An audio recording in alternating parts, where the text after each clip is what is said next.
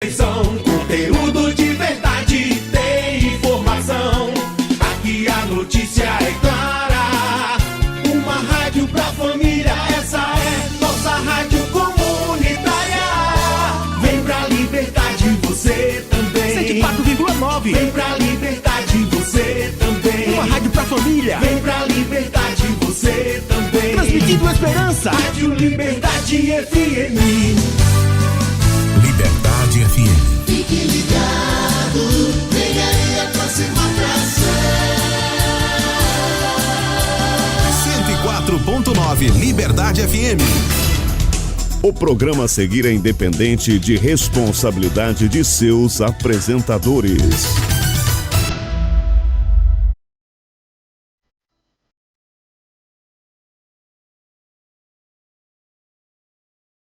Examinais as Escrituras, porque julgais ter nelas a vida eterna, e são elas mesmas que dão testemunho de mim. João capítulo 5, versículo 39.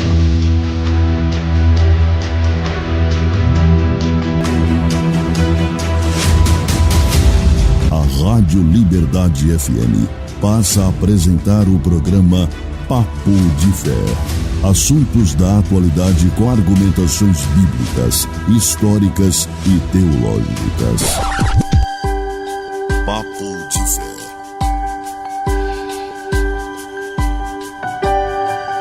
Abra o seu coração para um momento de conhecimento e informações. Papo de Fé.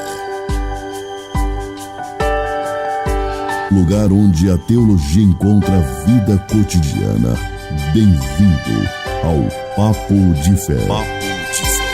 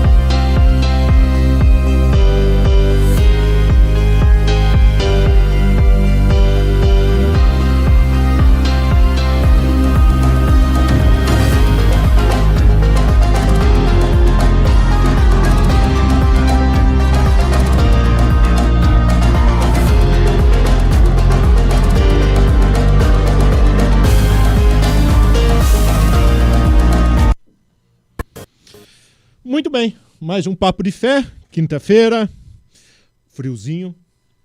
O meu cordial boa noite, né? Pastor Jorge, Júnior, hoje o Vitor foi para outro lado da mesa, né? Para outra dimensão. Junto com o pastor Christian, que mais uma vez está na parte técnica, né? O nosso companheiro Marcão agora, acompanhando o Papo de Fé ao vivo aqui, né? Pastor, o boa noite cordial. Boa noite, Wellington. Boa noite, Paulo. Boa noite aos demais participantes. Boa noite a você que está na escuta. Lembre sempre de estar conosco aí participando. Mande seu comentário, seu alô, sua pergunta, dúvidas. Hoje o Papo de Fé é forte, né? Rei Davi. Já falamos alguma coisa dele, mas vamos avançando nisso aí. Vamos avançando. Paulo Júnior. Muito boa noite a todos. É um satisfamento para mim estar aqui, quase que. É uma satisfação estar aqui com todos vocês e vamos ver se vamos desenvolver um pouco desse papo aí, que é um assunto interessante que vai... acredito que vai enriquecer todos aqueles que estiverem ouvindo e até mesmo nós mesmos. Muito bem, então a gente falava, né, desde o início dessa série, né, Reis e Povos, né? A intenção da série foi trazer os episódios falando sobre os reis, falando sobre os povos que têm contato nesse período. Já falamos sobre tribo, já falamos sobre o rei Saul, finalizamos o programa passado. E hoje, como assim foi comentado já no episódio passado, a gente vai entrar então num dos que eu acredito ser o rei mais famoso entre todos, que é o rei Davi, o que mais certamente teve tempo como reinado, o que mais fez contribuições bíblicas, rei Davi. Muita história de vitória, uma grande mancha na sua história, a gente vai chegar lá.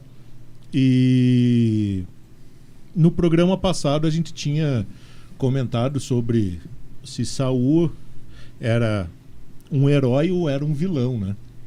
E da mesma forma a gente vai chegar no contexto de que Davi foi um herói ou foi um vilão. Seguindo a ordem como a gente fez da última vez, né? Uma introdução inicial não da questão histórica do Davi, mas quem é o rei Davi para nós, como que a gente vê o rei Davi. Porque a gente citar passagens bíblicas sobre o rei Davi é uma coisa, mas hoje a gente falar pessoalmente do que a gente acha do rei Davi é um pontapé inicial assim, para que a gente consiga basicamente conhecer qual que é o ponto de vista de cada um. Seguindo uma ordem, como a gente normalmente faz, né, Pastor Jorge, o senhor, por favor, obviamente já pregou muito sobre rei Davi, já ouviu muita pregação sobre rei Davi, já leu muita coisa sobre rei Davi. Qual que é a sua opinião pessoal sobre o rei Davi? Como que o senhor vê, como que o senhor expõe quando vai ensinar sobre rei Davi? Quais são os principais pontos que o senhor traz à tona isso? O principal ponto da vida de Davi, né, que a gente tem que entender é que a gente poderia... Na Bíblia nós encontramos testemunho de pessoas que conviveram com ele, como aquele jovem que vai até Saul e diz: sei de um cara que tem essa característica, que toca a harpa bem, que pode servir aqui. É um testemunho daquele rapaz que conhecia Davi, senão ele não teria falado a respeito dele. Tem o testemunho de Saul, que mesmo perseguindo, diz: agora eu vejo que você é um homem sério, né? Tem o testemunho de Samuel, que ungiu ele como rei. Mas eu penso que o testemunho mais valioso de todos é o testemunho de Deus a respeito de Davi. Porque ele fala assim: encontrei em Davi um homem segundo o meu coração. Então isso é uma palavra forte. Não há nenhum outro na Bíblia. Moisés Deus chama de amigo, né? Mas Davi, Deus diz: encontrei em Davi um homem segundo o meu coração. Então isso é um testemunho. Bom, Jó também Deus fala, né? Um homem idôneo, né? Viste meu servo Jó, testemunha para Satanás ali. Sim. A respeito de Jó, né? E aí Davi, ele diz: não, encontrei em Davi um homem segundo o meu coração. Então isso aí é fortíssimo, né? Pensar a opinião de Deus a respeito. Quem você eu para dar uma opinião maior do que a opinião Sim. do Criador, né? Quando o Criador diz que Davi era um homem segundo o coração dele, nos alivia até de saber que o mesmo homem sendo segundo o coração de Deus pode falhar. Assim, quando a gente falha, Sim. a gente percebe: poxa vida, eu não sou tão ruim assim, né? Porque o homem segundo o coração de Deus também falhou. Sim. Júnior. Eu vejo Davi como, se a gente for parar para pensar, como um diferencial, né? Porque a gente vê Davi cometeu um pecado hediondo, por assim dizer, que foi o... Primeiro ele foi lá com a mulher que a gente vai falar depois, enfim. Mas eu acho mais interessante do exemplo de Davi foi o arrependimento. Ele não tentou se justificar. Diferente, por exemplo, de Adão, né? Adão, quando pecou, ele disse: não, foi a mulher que o Senhor me deu. Foi a mulher que o Senhor me deu que me fez pecar, não fui eu. Não foi eu pela minha vontade. Não, foi a mulher que o Senhor me deu. Como Caim, que diz assim: não, os dias vão ser muito difíceis, Deus, mas, né? O Senhor gostava mais do Abel do que de mim. Então Davi não se justifica. Ele Pede perdão, se arrepende, jejua, chora, né? Deus dá uma sentença então para a criança, ele mesmo assim ele pede a Deus, ele clama a Deus para que a criança não morra, que a gente vai falar depois, mas então eu vejo nisso, é o arrependimento, que a gente vê várias histórias onde o diferencial justamente foi isso, foi o arrependimento, né? Tipo, a gente for ver, qual a diferença entre Ananias e Safira, por exemplo, e Davi, ou qualquer outro, né? Várias cenas de pecado onde é o arrependimento. Davi foi justamente isso. Ele se arrependeu. Ele se colocou diante de Deus, se humilhou. E aqui uma coisa interessante, né? Que se humilhar nada mais é do que dizer o que a gente é, né? Porque a gente não é nada. A gente não tem nada, a gente não tem nada a oferecer, a gente não é nada, a gente é ninguém. A gente é só pó da terra. E ele reconheceu isso humildemente e Deus então oferece perdão para ele. Apesar de que ele pecou e fez algo muito grave, que a gente vai ver depois também. É isso aí. Muito bem, eu da mesma forma compartilho, acho que basicamente é a mesma coisa, não vou ser redundante em repetir o que vocês já falaram, né? Mas eu me destaco em alguns pontos que quando Davi tem toda essa menção da importância da música, do tocar a harpa, a gente se depara com alguns estudos que trazem a importância do louvor. E a gente não pode não desassociar isso de Davi. Uhum. Quando a gente traz a questão de ser um homem segundo o coração de Deus, a gente se remete à questão da obediência. É o principal ponto e é o ponto-chave de que está se falando, o alinhamento de estar sendo obediente, porque quando a gente está sendo obediente, a gente vê que seria impossível Davi pressupor ou adivinhar ou ter revelação de tudo como que Deus queria que fosse feito, então ele fizesse. Tu estar segundo o coração de Deus tu estar obviamente dentro de uma obediência, vindo a ele uma ordem, seguir ela exatamente, né?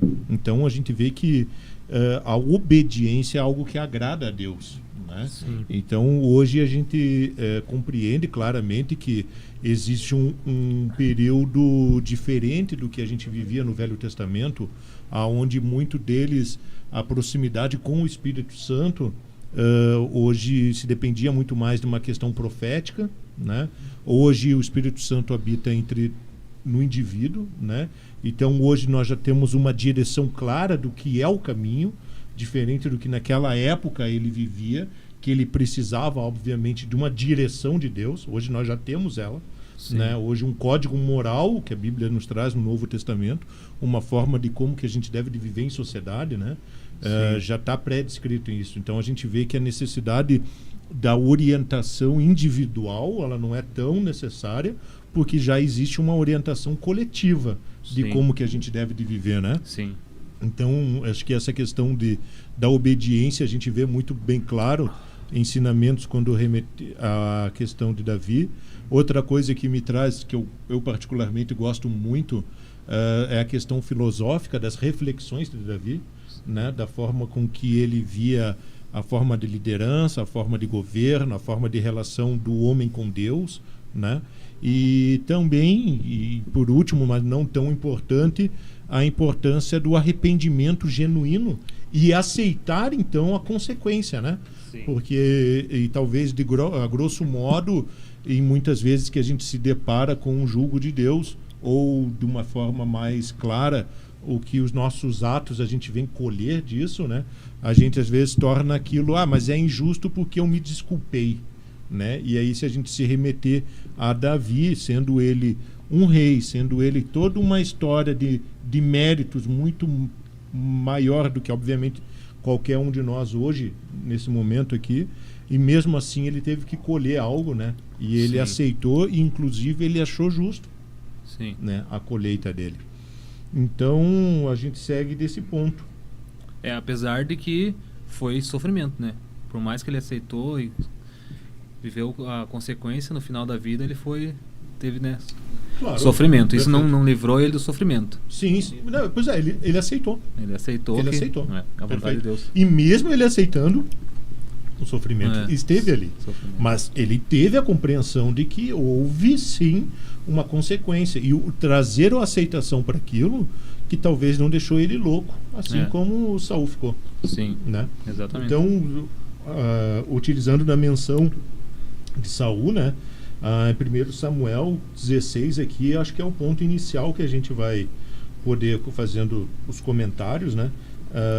Embora rei Saul ainda estivesse vivo, e a gente remete ele aqui, embora a gente tenha matado ele, né, no último episódio, vamos reviver ele aqui, né? Então disse o Senhor a Samuel: até quando terá pena de Saul, havendo eu rejeitado, para que não reine sobre Israel? Enche teu vaso de azeite e vem. Eu te enviarei a Jessé. Entre os seus filhos tenho provido de um rei. Então, os filhos de Jessé, se tinha um, e ele iria, então, Deus ordenou então que Samuel fosse até lá para ungir. E aí é o ponto que a gente mais ou menos já citou, né? Mas esse é o ponto então em que a gente vai partir daqui, né? Que é a unção que Samuel teve sobre o rei Davi. Então, a segunda unção de um rei, né? A primeira de Saul. Pastor, para a gente entender essa questão da unção, né? A gente vê que hoje, em contextos atuais, a gente ainda tem a unção dos pastores, e principalmente, né, que você, embora a gente tenha na sociedade alguns que acordam sendo pastores, né? A gente sabe que se auto-unge. Isso, né? Tipo, acordou, me senti pastor, vou ser pastor. Vai lá no Facebook. Não, mas tu não pode falar mal de se sentir. Hoje em dia a pessoa se sente um cachorro, se sente o Optimus Prime, ela se sente ela é um Transformer. Vira um Transformer, então o sentir pastor é o de menos. Bom, mas de qualquer forma, se a gente aí tu vai ter uma pastorfobia aí. Isso aí vai virar isso. Perfeitamente. Eu acho que é melhor nem entrar nesse lado aí. Mas de qualquer forma a gente vê a necessidade de dentro de uma ordenança bíblica a gente tem o valor da unção. A unção, ela é valorizada, ela começa a ser expressa pelo próprio Deus quando ele traz a Moisés, né, um princípio de unção. Ele dá uma fórmula, inclusive, do óleo para a unção, que só era usado para esta finalidade, né? Ali quando Deus se revela a Moisés no topo do Sinai, quando ele recebeu os 10 mandamentos e o restante da lei, naqueles 40 dias, Moisés ficou com Deus, Deus deu um princípio. E aí disse às tribos que tinham que ser ungidas e para que sejam ungidas. Mas o importante é entender que uma unção é uma autorização para alguma coisa, né? Quando Samuel vai lá e unge Davi, ele unge ele para ser rei de Israel. Essa é a unção de Deus, Deus está dizendo: eu estou te revestindo de capacidade para reinar sobre esse povo. E essa unção tomou conta da vida dele, né? A unção muda a estrutura da pessoa a partir do momento que ela recebe. Uma unção legítima, né? Feita por quem pode ungir. Samuel tinha um encargo dado por Deus para ungir um rei. A gente pode ver depois, lá vai ter Elias, que vai lá, quando ele desistiu de tudo, né? Deus disse: não, você ainda não tem uma missão, você vai ter que ungir o teu sucessor e vai ter que ungir o rei, né? Vai lá e unge o rei e unge Eliseu, que eu escolhi. Então, esse princípio da unção, do óleo, ele simboliza o derramar do Espírito Santo naquela pessoa, trazendo capacidade para ela fazer aquilo que lhe cabe. Então, quando você unge alguém para reinar, ou para pastorear, ou enfim, para o que for a unção determinada, você está declarando numa comunidade, uma igreja, ou uma autoridade, né, uma equipe de pastores que vão lá e vão ungir um novo pastor. Eles têm a unção, eles vão transferir a unção, né? A unção, ela vai se transferindo. Então, você passa a unção que Deus te deu para a vida daquela pessoa. Samuel recebeu essa unção de Deus para ungir um rei. Já tinha ungido Saul primeiro, por ordem de Deus, de novo vai lá e ele vai à casa de Jessé. Agora aí é um episódio interessante, né? Porque Jessé chama os filhos e esquece Davi.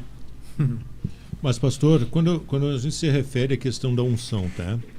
A gente vê que no Velho Testamento a questão da unção, né, com o azeite, e às vezes se cria uma certa dúvida, né, do porquê o uso do azeite. O azeite nesse período era um dos itens mais caros, né, de maior valor para a sociedade. É que o azeite da unção é o melhor azeite, né? Que hoje a gente tem como extra virgem, a gente da primeira prensa. Ele era separado para unção. Porque você pega a azeitona, acho que até já falei sobre isso aqui. Lá em Israel tem ainda, em alguns lugares, o lagar, né, onde você produz o óleo de oliva. Então, tu pega a azeitona, tu bota ali, vamos dizer, é um cano retangular, quadrado, cúbico, né, vamos dizer assim, retangular, né? Ele vai ali uma pedra, tipo um paralelepípedo, uma pedra bem pesada, e tem ali onde esmaga e uma bacia onde o azeite corre. Depois, no nível mais baixo, né, ele desce um riozinho. Então tu larga aquele monte de azeitona ali, larga aquela pedra. O primeiro azeite que corre, ele é o azeite para unção. Então ele é separado. Aí quando você já terminou essa primeira prensa, você tira o azeite fora, guarda ele, né? Aí você bota outra pedra em cima, que é o dobro do peso da primeira. Vai sair a segunda prensa. A segunda prensa, ele é usado o azeite para fazer comida. O azeite que eles usam para comer. E aí, depois que você tira todo esse azeite, você vai colocar a terceira pedra. E a terceira prensa é usado para limpeza. Então a unção, ela tem essas três funções aí, né? Unção de poder, para trazer provisão e para trazer limpeza, né? São as três funções da unção, as três prensas da unção. Getsemane lá é o lugar da prensa, né? O lugar onde Jesus orou lá e suou sangue. Então, Davi, uma pessoa ao ser ungida com óleo, o Novo Testamento fala da unção com óleo, quando ele fala lá da questão de cura, lá em Tiago, né? Vai falar. Então, normalmente os homens de Deus, servos de Deus, obreiros, apóstolos, pastores, eles tinham o óleo consigo, né? Era um costume carregar, porque vinham enfermos, líderes da igreja iam lá ungir com óleo para cura. Então, essa unção é diferente, não é para cura. Essa unção aqui é uma unção para reinar, para outorgar, né? Paulo fala da unção que Timóteo recebeu como evangelista e a imposição de mãos, né, que ele recebe ali. Então ele foi ungido para isso. Cada um recebe uma designação para algo. Quando Deus te dá uma tarefa, perdão, você pode e deve exercer aquela tarefa debaixo de uma unção. Hoje nós temos os dons do Espírito Santo, né, que ele nos capacita para obras ministeriais. Então você recebe um chamado e junto com esse chamado tem uma unção. Agora, essa tua unção, veja o episódio, Davi foi ungido aí, ele era um adolescente, né? Aí quando Sim. tem essa, ele foi reinar quando ele era um homem, já muitos anos depois. Passaram algumas décadas até que ele assumisse o reino, onde a unção foi reconhecida. Porque existe uma coisa, você recebeu o chamado, a segunda coisa é a unção e a terceira é o reconhecimento da unção. Se a comunidade de fé, se a igreja, se não reconhece você, a unção que há em ti, não tenha pressa em ocupar o lugar que Deus te chamou. Porque na hora certa ela vai. Deus não é um Deus de brincadeira ou de confusão. Quando Deus dá a unção, ele vai falar com a liderança da igreja, vai falar com a igreja. Deus é soberano. Ele não vai dizer assim, Wellington, eu te chamo para isso, e alguém vai lá e te unge para isso, e ninguém vai notar isso nunca na tua vida. Vai chegar a hora certa onde Deus vai se revelar. Tem coisas interessantes sobre isso, né? Hoje, agora, nós viemos do culto ali, uma irmã estava contando uma situação. Questão do tempo de Deus, né? Veja, no dia do aniversário da igreja, aquele dia que eu não pude vir aqui, né? Eu estava pregando lá o Getúlio, que é o líder do nosso ministério, pastor em Santo Ângelo, apóstolo do ministério, ele estava pregando aqui. E no meio da pregação, ele falou assim, se você está precisando, ele estava falando sobre Raquel ali, a luta de Jacó para conquistar Raquel, ele disse assim, está precisando de alguma coisa, Deus tem para ti. né? Talvez tu esteja a pé aí precisando de um carro e Deus tem alguém com um carro na garagem para te emprestar, para te deixar na tua mão. E uma irmã lá tinha perdido o carro, foi o motor, ela terminou vendendo troco de banana para se desfazer. E ela estava precisando de um carro. E ela deu risada. Capaz que alguém vai me emprestar um carro. Aí ela chega em casa, o pai dela, me esqueci de falar contigo. Hoje de tarde eu fui lá no tio e disse para ele que nós estamos sem carro, porque o Beto sai viajar com carro e tal. E nós ficamos sem carro aqui. Ela disse, mas por que vocês estão sem carro? Tem 2 aí na garagem, pode pegar um e levar embora. Pode levar, pode usar. Tá parado aí. Aí ela ficou chocada, né? Quando ela tinha ouvido. Eu nem prestei atenção nessa palavra na mensagem, mas veja que Deus estava falando com ela. Por que o pai dela já tinha ouvido aquela conversa, já tinha acontecido antes? Ele podia ter dito para ela antes do culto, não disse. Sim. Por que ela teve que ouvir no meio da pregação aquela mensagem? Do nada o pregador entrou no assunto que você precisa de um carro, tem alguém com o carro parado na garagem. E pelo jeito, falando com as pessoas, só ela ouviu isso na mensagem, ninguém prestou atenção nesse detalhe, mas ela estava precisando de um carro. Então tem o tempo certo do pai dela contou depois que ela ouviu a mensagem. Aí entrou no coração dela e disse, puxa vida, mas não é que Deus falou lá e confirmou aqui? Ele deu risada, disse, capaz que alguém vai emprestar um carro que está parado para o outro usar. Quem é louco para emprestar um carro? Né? Ela deu uma de Sara, assim, Deus fez a promessa lá e ela não deu bola. Então, às vezes, tem o que você vai falar e o tempo de receber não é o tempo que você espera. Tem coisas que Deus fala contigo hoje que vão se cumprir daqui a uns tempos. Não tenha pressa, seja como Davi. Mas aí, então, na questão do uso do azeite, no Velho Testamento, a gente vai ver que as primeiras menções estão se fazendo na questão da consagração, né? Principalmente na questão dos reis.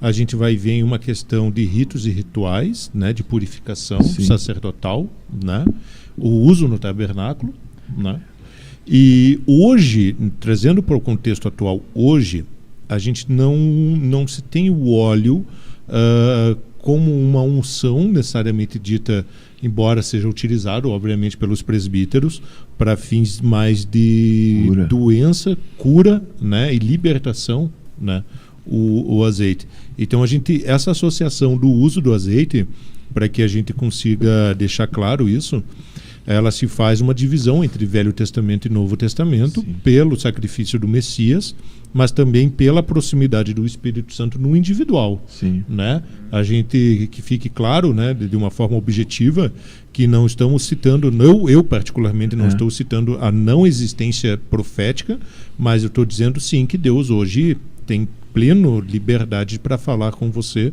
no individual, né? Não necessariamente a necessidade profética que você não tenha como ter a comunicação com Deus direto, né? Não, é exatamente a sequência que eu falei. Vamos pegar um exemplo do Novo Testamento, né? Quando Paulo e Barnabé são enviados por Antioquia ali, né? Deus disse o Espírito Santo, eles estavam reunidos ali, a liderança da igreja, e o Espírito Santo falou com a igreja de separai-me a Saulo e Barnabé para a obra que os tenho chamado. Então eles já tinham um chamado para ir às nações, mas eles não foram enquanto o Espírito não confirmou com os demais. É isso que vem. Deus fala no individual, mas Deus vai usar a igreja para confirmar isso. Entende? Por isso que é a questão da unção.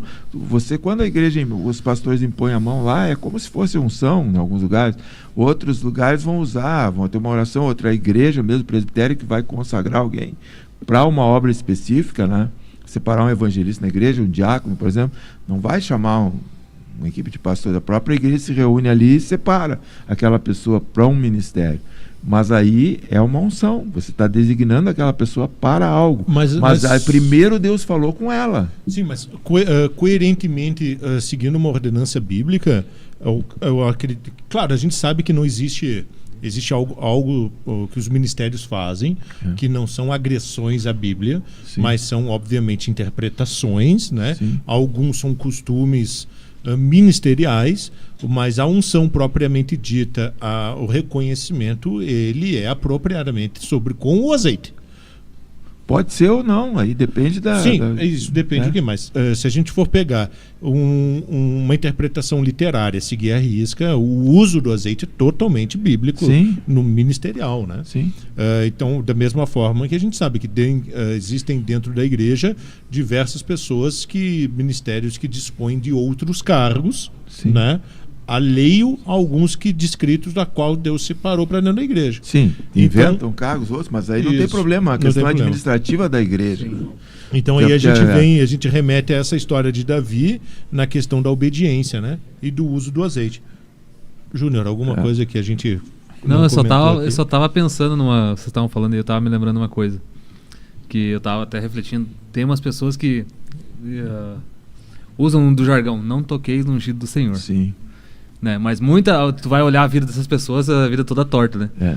Não é porque Davi era ungido do Senhor que Natan não pode repreender ele quando ele fez uma coisa errada, né? Você pode repreender, corrigir, agora ele não pode meter a espada no cara.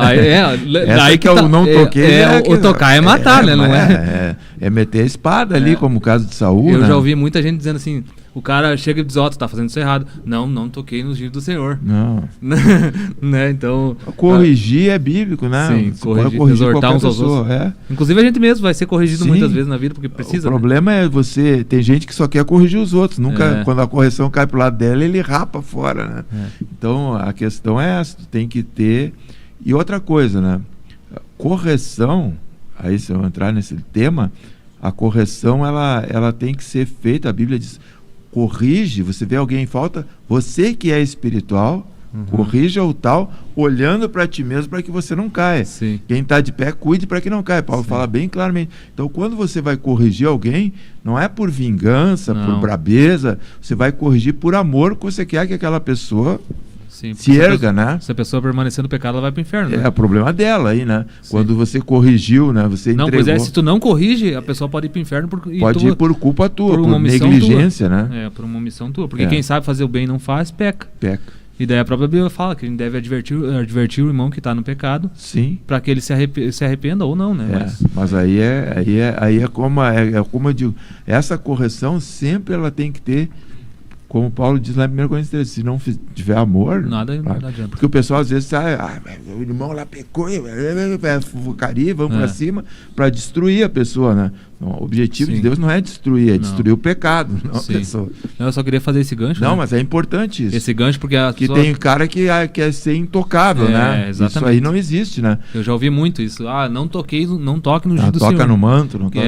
Isso aí então se uma pessoa, eu, por exemplo, se estiver errado, eu faço questão que me corrija, porque eu sou sábio, eu quero aprender, né? Se eu não estou vendo que eu estou errado e alguém percebe, pastor, isso aí não é legal, viu?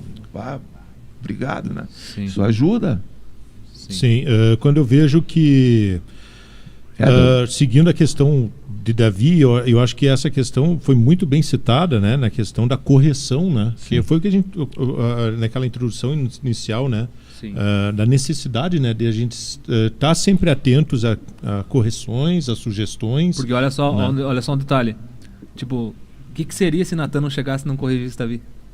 Ia ser destruído. Tipo, Deus usou Natan, Deus usa Natan então para Deus usou, claro que a obra é de Deus, Deus faz a obra no coração de Davi, mas Deus usou o Natan como ferramenta para chegar, como uma ferramenta para chegar o Davi se arrepender. E chegou com sabedoria, né? Com uma parábola lá, contando uma historinha e tal. Né? Então, a gente já vai chegar lá nisso também. Isso, tem um ponto interessante também que a gente vem caminhando, a gente citou um pouco e só vamos frisar mais uma vez, que é quando a Bíblia faz a menção bem clara, né, que o Espírito de Deus então deixou de habitar Saul e passou a Davi, né?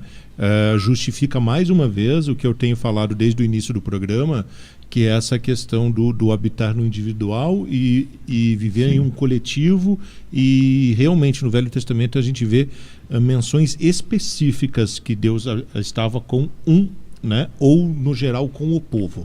Né? São os dois tipos, né? Ou estava com o povo ou estava com o fulano. Não que não estava com os dois ao mesmo tempo, mas existia uma unção específica para né? Quando Davi recebe essa unção e ele é selecionado para isso, ali naquela seleção feita na casa de Jessé, veja ali, Jessé diz, que nem Saul tinha dito, né? Saul era dos Benjamim, eu sou o menor da tribo de Benjamim. Menor não na altura, mas mais pobre, mais simples. Jessé vai dizer a mesma coisa aí para Samuel, né? Ele vai dizer assim, não, eu sou mais pobre, como é que vai ter um rei aqui? Aí ele chama os filhos todos ali e não chama Davi. Sim. Então a gente vê uma coisa interessante, né? Os irmãos não viam bem Davi, né? Sim. Os irmãos de Davi. O pai não via bem Davi. Senão ele teria chamado primeiro Davi ali. Sim. Mas ele chama e passa todos ao ponto de Samuel dizer, não tem mais nenhum filho aí, porque Deus me disse que era um filho teu que ia ser ungido. Mas já foram todos e nenhum Deus confirmou aqui. Não tem outro. Ah, mas tem o Davi lá, cuidando das ovelhas no campo lá, chama ele lá. Aí quando chamou, ele disse, é esse aí. Então, veja que eu digo assim, ó, na igreja eu falo muito sobre os improváveis, né? Como Deus usa as pessoas improváveis, pessoas que o mundo às vezes não dá valor nenhum, ou a própria sociedade, e às vezes a própria igreja não dá valor. Às vezes aqueles ali são os mais frutíferos. Davi era um improvável para ser rei, porque ele não reinava nem dentro da casa, da família dele. Sim. Ele não era líder. E aí Deus chama ele para liderar Israel. Quantas pessoas aqui na sociedade, às vezes, a pessoa olha e dá de ombro, diz, aquele cara lá não vale o que come, não sei o quê. Sim. E Deus pega aquele cidadão lá e transforma a vida dele. Sim, para mostrar que não é a pessoa, né? É Deus que faz a obra. O poder é de Deus. E é até interessante, né? Porque daí Deus faz diferente, né? Quando ele escolheu Saul, ele escolheu um cara forte, um homem de estatura. Aí quando ele escolhe então Davi, ele já é um homem gentil, já é um homem que é um pastor de ovelhas, ruivo, é um cara mais que tu olha assim, não dá nada, mas tu vai ver depois lá, é ele que mata leão, mata urso, mata o gigante. Não é que ele mata o gigante, né? Mas ele derruba o Golias lá. Depois passa a espada nele, né? Depois que ele tá no chão. Sim, pois é. E daí então esse homem, Deus estava mostrando, eu posso usar o grande, mas posso usar o pequeno também, porque não é, no fim das contas, não é nem o grande nem o pequeno que faz a obra, mas é sim Deus, é o Espírito de Deus que faz a diferença, né? Que é isso que ele mostra depois na continuação. Sim, quando a gente se remete à vida de Davi, principalmente no início, tem algo que eu acho bem interessante que a gente vê assim que não vou dizer que é um erro, né? Porque não está fazendo uma agressão, mas é sempre citado Davi como o menor. Sim, o filho mais jovem, perfeito. Porém, todos aqueles que desfrutam de mais irmãos, que não são filho único, tem o mais alto e tem o mais baixo, né? Então não necessariamente que ele era um anão, não necessariamente que ele era um homem completamente desprovido de força física. Mas né? ele não era o grandão isso, também. Ele não era o mais alto, mas não que talvez seja um rei baixo. Não. Mais baixo que Saul? Talvez, com certeza que era. Saul era um pescoço acima de todos. Né? E aí tem um tanto ponto... que a armadura não cabe nele, né? Ele não consegue nem andar com a armadura. Sim, e nesse período ele era muito jovem também, né? E aí a gente vai ver que desse princípio, um pouco antes dele então começar a servir como Davi, a gente vai ver então o Golias, né? Então, esse era mais alto. Se eu não estiver cometendo nenhum erro, e vocês por favor me corrijam, eu acho que passando pelo período da unção, segundo o coração de Deus, toda essa questão da escolha do Davi, a gente vem por um ponto de que eu acho que um dos marcos iniciais mais importantes para que a gente comente seria o ponto do confronto do Golias. Do confronto do Golias, né? E aí, para isso, teve justamente um ponto entre o ponto de que... Me fugiu agora. O erro que Saul cometeu no sacrifício, na batalha, né, ao esperar, e em seguida vem a luta de Davi, né? Sim. É na mesma batalha, não é? Sim, ali tem um erro, né? Porque o que acontece ali? Aqui nós vamos falar de povos, né? Nós estamos tratando aqui do povo de Israel e os filisteus, né? Sim. Os filisteus é um povo que habitava ali na faixa de Gaza, né? Hoje é a faixa de Gaza. Eles eram inimigos, sempre perseguindo Israel.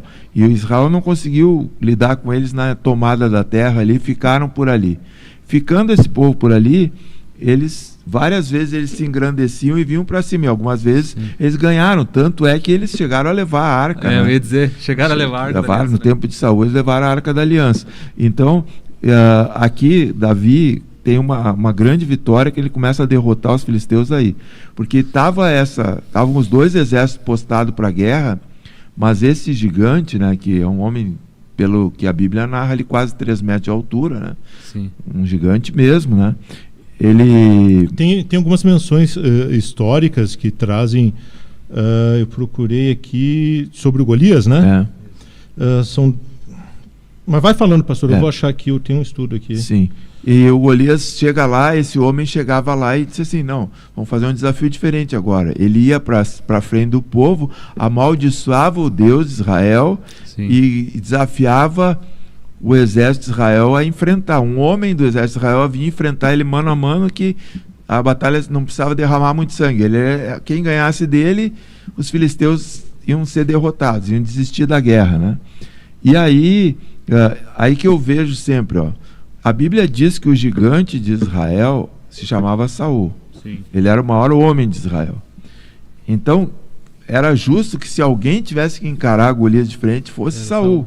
Mas ele estava lá dentro da barraquinha dele, quieto, como se não fosse assunto com ele. Sim. O homem afrontando. Davi nem queria se meter nessa guerra. Ele chega lá para levar uns queijos para os irmãos lá que estavam na batalha. O pai se compadeceu. Davi, vai lá levar comida para os teus irmãos. Chega lá, os irmãos dele começam a desaforar ele ainda. Ele vai trazer comida, os caras desaforam ele. E ele ouve esse cara falando um monte de bobagem lá, e diz, quem é esse cara aí? Para desafiar o Deus dos exércitos. Ele não está se metendo conosco, está se metendo com o nosso Deus, o Criador de todas as coisas. Eu conheço Deus. Deus não se rende para qualquer briguinha assim. Esse homem está metendo a mão em coisa errada. Mas daí ele olhou o exército todo medroso, ninguém queria encarar o grandão lá. Ele disse, eu vou. Aí os caras disseram, mas tu é presunçoso, chama ele de presunçoso, né? Tu é louco, não sei o quê. E aí ele vai, levam ele para Saul, aí Saul diz, não, se é que não quero ir, ninguém quer ir, vai tu mesmo. Se morrer, você que morreu. Manda ele para a fogueira, né? Manda ele para uma gelada. E aí, aqui tem uma coisa muito interessante em Davi. Davi era um inovador, em muitas coisas ele inovou. Já antes disso aí, né, dele assumir o reino, depois desse episódio, mas ele cria aquela caverna de Adulão, que a gente vai entrar mais certo depois, né? Ele pega gente que não prestava e transforma um exército de vencedores, né? Então ele era um homem que fazia coisas que ninguém fazia. Ele faz vários feitos assim, e a inovação dele é resgatar algo que já era conhecido em Israel. Não sei se vocês sabem, mas ali em Juízes, acho que é 20, versículo 16, fala que na tribo de Benjamim, na tribo de Davi, tinha uma ala do exército que eram os fundibulares, atiradores de funda. E a Bíblia diz aqui, que 700 homens canhotos, eram hábeis, capazes de atirar com uma funda numa pedra pesada e acertar um fio de cabelo sem errar. Pensa na pontaria, né? Porque a funda não é esse bodoque que a gente usa, era aquela que gira e larga um lado. E os caras tinham 700 caras que acertavam um fio de cabelo. Então, Davi, se ele tinha essa destreza, que possivelmente ele aprendeu em algum lugar, talvez com um desses benjamitas aí, ele era prático na funda, ele disse, não, lança eu não sei usar, espada eu não sei usar, mas funda eu sou bom. Se eu acerto um fio de cabelo, um testão daquele tamanho lá, daquele cara de 3 metros de altura, pensa numa testa, aquilo ali eu não erro de jeito nenhum. E aí ele junta, o texto diz que ele junta 5 pedras, né? Seixo, aquele cascalho redondo de rio, ele pega 5 pedras. Aí as pessoas vão dizer, mas por que ele pega 5 pedras? Se você vai ler mais adiante, no livro dos reis, ela vai narrar que tinham outros 4 gigantes. Não era só Saul. Que depois os próprios guerreiros de Davi vão matar esses 4 gigantes aí. Um deles tinha até o mesmo nome, Golias. Dá a entender que eles eram parentes de Golias, né? se matar aquele, vem mais 4, mas eu pego os 4. Mas tinha mais um povo que tinha um gigante, não era só os filisteus. Não, o Og de Bazã, aquele lá da Transjordânia. Mas aqui tá falando dos filisteus, né? Esses aqui eram parentes deles aí, esses 5, né? Que depois vai narrar a morte desses, quando fala dos valentes de Davi lá, vai narrar a morte desses outros. Então Davi tinha uma pedrinha preparada para que se mato esse, vem outro, eu acerto o outro também. Sim, tem naquela...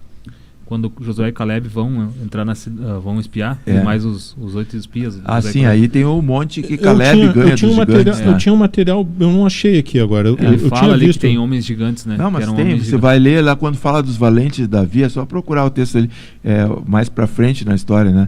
Vai contar que esses aí mataram esses 4 gigantes aí também. Mas, enfim, isso não importa. Importa que o cara era grandão, o cara veio armado, né? Ele era muito forte, a arma dele era pesada, a espada dele, Davi nem teve força. A ponta dela são 6,8 quilos, né? Imagina, então, 6 de quilos acordo a ponta. Golias, basicamente... de tecelão, é um negócio grosso, né? Que era o cabo da lança. Descrito aproximadamente com 3 metros de altura, como o pastor citou aqui, né? Então ele de origem dos filisteus, da cidade de Gat, né? Aproximadamente, como o pastor falou, 2,70 metros, 3 metros de altura. Aproximadamente a ponta, a Bíblia descreve, né? Que a ponta pesava, então, em torno de 6 quilos, 7 quilos, né? O material que realmente eu queria achar, que eram algumas evidências arqueológicas que eu tinha no meu material, mas não puxou aqui, tem algumas evidências em relação, que são fora do contexto bíblico, outros livros que narram a existência de gigantes. Sim. Entre eles alguns apócrifos, né, que obviamente a veracidade dela pode ser compreendida de forma distinta, mas como base para a gente sustentar a existência de homens altos, né? Relatos históricos. Isso, mas não está aqui no meu material. Tem um jovem americano, agora não lembro o nome dele, veio no século passado e chegou até os 22 anos. Esse homem tinha 2,74 m. O calçado dele era número 77, seria o pezinho da criatura. E ele viveu 22 anos. É o tal de gigantismo, a pessoa não para de crescer. Sim. Mas ela morre jovem, normalmente o coração não aguenta. Então existiu agora, na nossa era, homens dessa altura aí. Então por que não poderia existir lá no passado? Né? Sim. E pastor, quando a gente trata na questão Golias, né, como um gigante, a gente vê que em outras mitologias vocês têm vários princípios sobre gigantes, né? Quando a gente tratar, obviamente, biblicamente falando, o Golias e esses gigantes teriam alguma propriedade mística por detrás disso, ou a gente estaria falando de uma classe específica de homens altos? Na verdade, havia uma terra ali, né, nos montes, onde é perto de Escol, né? Falam lá dos gigantes, né? Os espias falam, né? Tanto que eles não queriam entrar por causa que aí José e Caleb dizem, não, nós vamos devorar isso com pão. E a Bíblia diz que quando Caleb foi tomar a terra, já com 85 anos, ele enfrentou gigantes lá. Então ali naquela terra havia uma categoria, uma tribo lá, que as pessoas tinham alta estatura. Ali na África existe, acho que é os Zulus, né? Que tem a estatura muito alta. É uma tribo também de africanos que tem todos eles mais de 2 metros e tanto de altura. Então, existem etnias que têm esse DNA de serem homens altos. Agora, que o gigante... Porque toda pessoa que era diferente, né? A gente pode ver na África também a pessoa que é o albino, ele é visto até hoje de uma forma diferente no contexto tribal. Por isso, também a pessoa que tem um aspecto diferente, seja na altura, muito alto, ou como Davi ser ruivo, uma pessoa que se destaca assim, ela tinha alguma coisa mística também, olhava para ele com um olhar místico. Mas no caso de Golias, ele era visto como um valente, né? Como um homem que invencível, como um super-herói dos filisteus. Sim. Pastor, eu particularmente eu gosto muito, né, desse período, principalmente da história das guerras, né? Sim. A gente vê que esse período ainda, quando a gente falava de guerras do povo de Israel, ainda era um período de batalhas onde o armamento era muito pequeno, né? Muito. Porque eu citei no programa passado, os filisteus eram proprietários e donos, existiam limitações ao povo de Israel na questão dos ferreiros, né? Sim. Onde eles não poderiam produzir armas. A gente compreende que nesse ponto da luta, onde o povo de Israel necessitava, obviamente, de uma unção de Deus, de uma proteção de Deus, de uma intervenção divina, porque basicamente eram camponeses. Sim. Com o armamento, basicamente as ferramentas utilizadas para lavrar, para utilizar na terra, né? Então eu acredito que a gente estaria falando de algo semelhante ao que a gente tem hoje como pá, enxada e foice, né? Muito diferente de um exército mais organizado como o dos filisteus, já com escudos melhores, com armamento melhores, com espadas, adagas, né, lanças E eles preparadas. estavam muito mais tempo por ali, né, os filisteus, do que o Israel, que tinha chegado há pouco.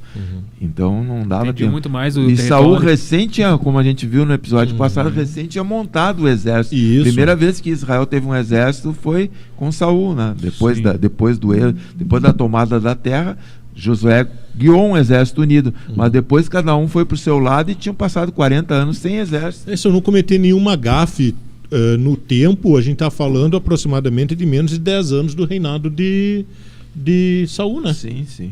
Então não era tempo suficiente para que se tivesse um exército bem treinado e obviamente existia uma carência, como eu digo, né, na questão de ferreiros, né, ter os profissionais disso. Não se tinha vídeos no YouTube, né, para saber como fazer, né? Confundir ferro. Isso, então a gente seguindo esse ponto, aí a gente vai explicado isso, né? Eu acho que se sanou boa parte das dúvidas. Dei uma olhada no contexto de perguntas, não recebemos nenhuma. Júnior, até esse ponto aqui, alguma coisa, algum adendo, algum parênteses? Não, tu estava falando ali, eu estava pensando que o exército dele devia fazer aquelas lanças, né? Devia ter mais lanças, questão de madeira, instrumentos de madeira para guerra mesmo, né?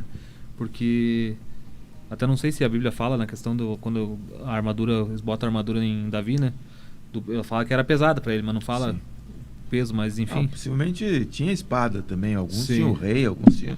Mas era como ele dizia, era mais raro, os outros eram melhor equipados, né? Porque não fugindo do tema, mas simplesmente justificando ele para fechar, a gente vê que propriamente a nossa geração atual, há 30 anos atrás, 40 anos atrás, um homem de 1,80 m era considerado um homem alto. Sim. Né?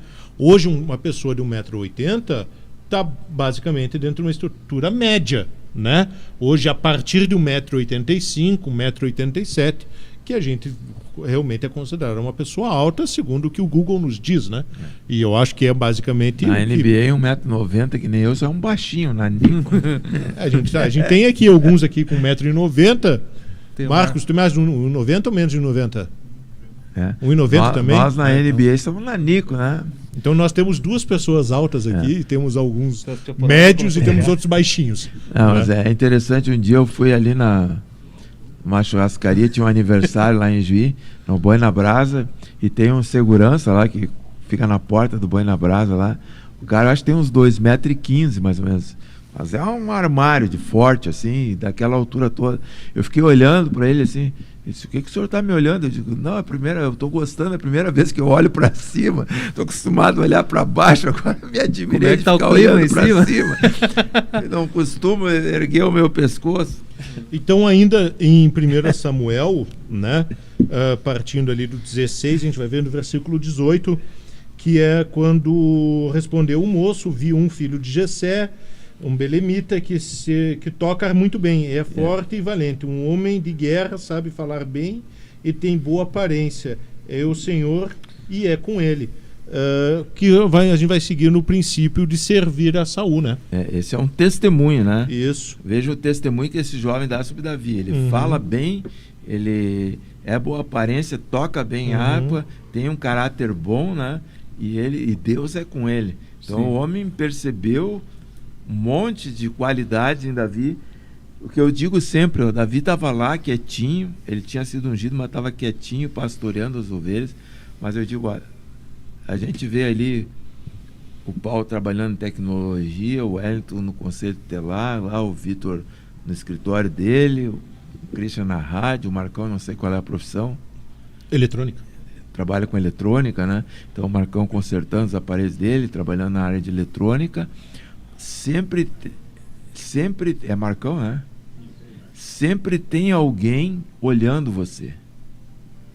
Alguém está te olhando, né? Às vezes você nem presta atenção. Esse jovem aí estava prestando atenção em Davi. Quando o rei pergunta, tem alguém que pode vir tocar? Eu conheço um cara. Às vezes tu está lá na tua, parece que ninguém está vendo. Mas Deus, que tem um propósito, ele vai usar alguém, como usou aquele copeiro lá, o padeiro, né? Enfim, para indicar José. Ele vai achar alguém que vai ver o que Deus está fazendo na tua vida. Às vezes as pessoas se preocupam com isso. Eu faço as coisas, ninguém me reconhece, mas Deus está reconhecendo e tem alguém olhando para você. Tome cuidado, né, com o testemunho que você dá, porque tem alguém olhando para você. Às vezes, numa mínima coisa, se você faz bem na tua profissão, vai ter alguém chegar assim, não, mas para aí, aquele cara lá, eu recomendo ele. Então, justamente nesse texto, e eu faço a ponte novamente no que eu falava ali no início, que a gente tem um mar de pregações e conteúdos na internet sobre Davi. Eu acho que é uma das... talvez seja um dos reis mais pregados, né? Os ensinamentos mais pregados estejam em torno de Davi. Mas vejamos que muitas das vezes as citações de Davi, e eu não quero tirar aqui os méritos de Deus, né, da importância da unção de Deus, mas é colocado Davi como um homem muito frágil, muito pequeno, desprovido de força. Inclusive no texto aqui, quando ele é citado como um homem forte e valente, um homem de guerra. Claro que aí se divergem entre teólogos, né, porque quando citado o homem de guerra, a gente estava falando da maior de idade, né, um homem que poderia citar. Mas, obviamente, neste contexto... eu acho que seria até desconfortável tu citar Davi como um homem frágil, né? Não era frágil. Certamente um dos maiores guerreiros descritos na Bíblia. Sim. E tanto que essa palavra aí no hebraico é gibor, né? Que é um guerreiro valente, um guerreiro excelente. É um cara assim, top de linha na guerra, né? Então por que esse cara sabia que ele era um guerreiro? Talvez a história já tinha vazado, aquela primeira lá do Golias, né? Mas a gente uma coisa, tem algumas coisas na Bíblia que ficam interessantes, né? Como é que Saul não ia lembrar de Davi, que tinha derrotado Golias lá?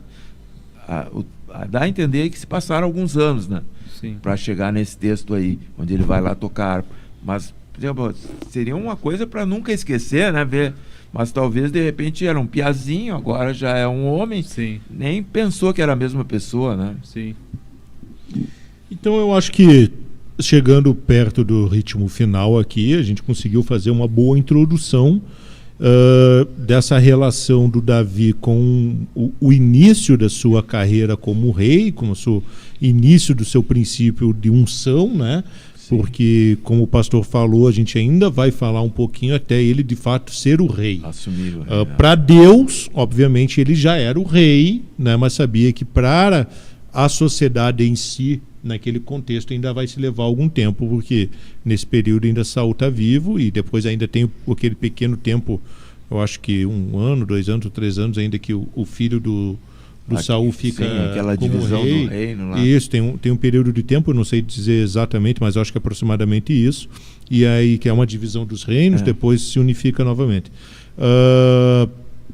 Dentro disso, a gente segue, né, para o próximo programa, um contexto em que o Davi estará servindo a Saul como um levita, como um adorador, embora ele esteja junto ao exército, não só servindo na casa, e esse servir é um servir específico. Então, quando de fato a manifestação, e eu vou usar o termo demoníaco aqui, a Bíblia fala isso, uma tribulação, né?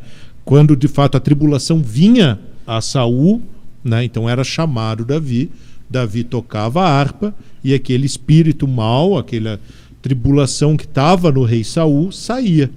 né? Então é muito bem especificado isso, né? Que Davi tinha essa função, Sim. tocar a harpa no momento em que o rei Saul estava em tribulação, né? E para isso usava da harpa, e assim famoso então pela música, né? Júnior, suas considerações, seus pontos, o que faltou talvez, o que melhor a gente poderia citar, observações para o próximo? Não, eu acho interessante que quando Saul começa, quando Deus retira o espírito de Saul, né? Ele começa a ficar encapetado, que antes outro. E a Bíblia faz bem essa menção, né? Que vem então um espírito mal enviado para Deus para trazer tribulação, né? Sim, e daí então Deus usa Davi já ungido, né? Já ungido. Por que os demônios saíram? Não era porque Davi era bom, era bom, mas era por causa que o Espírito estava nele. Sim, a presença de por causa da presença de Deus que estava nele, né? Então ele tocava, e não por o fato de Davi tocar, mas pelo fato do Espírito Santo estar nele, pelo Espírito de Deus estar nele, então aqueles espíritos eram repreendidos. Então, acho que a minha consideração é mais e é interessante, né, que ele era retribuído ali com... e daí depois quando quando o Saul ficava melhor, jogava uma lança, tentava cravar ele na parede. Matar ele. Ele tinha que se desviar das lanças, né? Então tu quer dizer que não adianta eu só ir no Mercado Livre, comprar uma harpa e tentar expulsar o demônio? Vai dar não. Vai dar ruim? Vai dar ruim. Vai que nem aqueles... Mas isso aí tem um princípio interessante, né? Eu acho. A questão da capacitação, da preparação daqueles que vão ser adoradores, né? Sim. Que o cara tem que entender que ali não é para ele tocar para ganhar palco, né? Sim. Quando ele está tocando para Deus, ele tem uma obra espiritual. Deus pode manifestar várias coisas boas ali através do instrumento, não só da voz, não só porque a gente gosta da música, mas o cara tocar com excelência, esperando que Deus use aquela melodia para tocar em alguém de uma forma especial, né? Então, duas coisas que a gente desconsiderou aqui, né? A primeira é que eu não posso chegar e me considerar um levita porque eu não sou da tribo de Levi. Não estou falando de eu sou gordo Nem Davi era levita, né? Davi era belemita, né?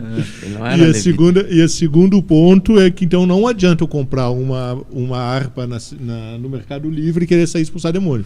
Se eu não tiver com uma unção, se eu não tiver na presença de Deus, se eu não tiver em comunhão, não vai funcionar. Não vai funcionar. Então, pastor, suas considerações, seus pontos? Não, sobre Davi é um assunto muito rico, né? A gente entrou aí, que estamos no comecinho da história dele, já falamos 5%, digamos, um programa inteiro, né? E então vai sobrar muita coisa para a gente conversar nos próximos episódios. Mas uma coisa interessante é a gente aprender esses conceitos. Sim. Olha, né? Seja um homem segundo o coração de Deus, faça bem aquilo que te mandaram fazer. Que um homem usado por Deus, ele está pronto para mais. Quando Deus dá a tarefa de cuidar a ovelha, ele vai lá e mata o leão, mata o urso. Sim. Foi mais do que mandaram fazer. Quando ele vai distribuir queijo, ele vai lá, alimenta os irmãos, mas ele enfrenta o gigante também. Ele não tem medo de novas coisas, não é surpreendido por nada, ele está pronto. Por que ele entendeu ali que ele podia enfrentar o gigante e os outros não entenderam? Porque era um homem que tinha comunhão com Deus, através do Espírito Santo. Ele viu que ele, no poder de Deus, podia derrotar o gigante. Sim. Você vem com lança, com escudo, com espada, mas eu vou em nome do Senhor dos Exércitos. Ele não foi com a ferramenta dele, ele foi em nome do Senhor dos Exércitos. Não, e o interessante que o senhor falando aí, que nem o senhor falou agora há pouco, é que ele não estava ali querendo palco. Ele não estava ali. Ele se irou por causa que ele estava. O Golias estava afrontando Deus. Não porque ele. Não, eu sou o cara. Eu vim aqui brigar porque eu sou o cara. Porque. Olha aqui pra mim, eu vou brigar. Eu vou tirar a pedra do Golias. O Golias vai cair, ó. Não, ele chegou lá e fez por temor a Deus, né? E só isso que falta às vezes na gente, né? Mas eu digo, fazer uma lição pra gente estar preparado, sempre pronto. Sempre pronto e não esperando palco, não esperando o reconhecimento humano. Espere que Deus te reconheça. Né? A própria Bíblia fala que é aquele que não toca a trombeta diante de ti quando fizer uma coisa, porque se alguém tocar uma trombeta, tu já recebeu tua recompensa. Então, isso aí. Então, a gente fecha aí 1h15 de papo de fé, né? Como passa rápido aqui, né? Hoje nem abrimos pros... Não, eu sei até onde, e o Christian poderia me corrigir se eu estiver errado, mas acho que não tivemos nenhuma pergunta, só boa noite, participações, embora somos gratos, né, a todas elas, mas alguma pergunta específica não. Pastor, então, né, eu deixo aqui já o meu agradecimento por mais um Papo de Fé, top, como diria um saudoso amigo meu.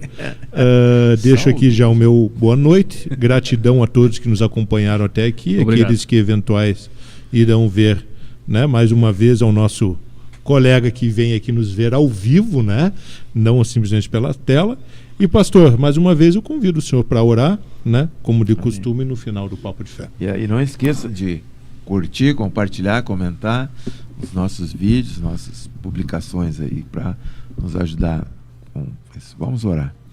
Pai querido, nós abrimos, Senhor, esse programa falando de Davi, um homem segundo o teu coração, Pai. Que o Senhor possa encontrar nessa geração, naqueles que assistem esse programa, naqueles que ouvem agora pela rádio, pessoas segundo o teu coração. Pessoas quebrantadas, pessoas dóceis ao teu falar, pessoas capacitadas a receber o recado do teu Espírito Santo. Levanta uma geração que ouve a tua voz, que avança para fazer a tua vontade, para cumprir os teus desejos aqui na terra. Nós abençoamos a nossa cidade, abençoamos, Senhor, esta rádio, abençoamos a vida do Christian, que tem o compromisso de liderar essa obra. Abençoamos, Senhor Jesus, tudo o que vamos fazer, que seja para a honra, para a glória do teu nome. É no nome de Jesus que nós oramos. Amém.